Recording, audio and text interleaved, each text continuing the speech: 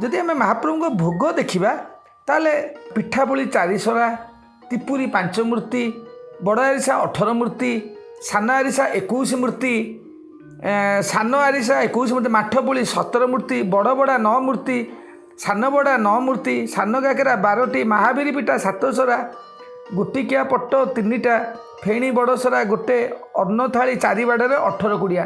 ମହାପ୍ରଭୁଙ୍କର ଯେଉଁ 4ଟା ଥାଳି ହେଇଥାଏ, ବଡ଼ ଆଡ଼ ଥାଳି, ମଝି ଥାଳି ଏବଂ ଜଗନ୍ନାଥଙ୍କ ଥାଳି, ସୁଦର୍ଶନଙ୍କ ଥାଳି। ଏଠି ଲକ୍ଷ୍ମୀ ସରସ୍ୱତୀଙ୍କର ପନ୍ତି ନଥାଏ, କେବଳ 4 ଗୋଟି ଥାଳି ପଡ଼ିଥାଏ।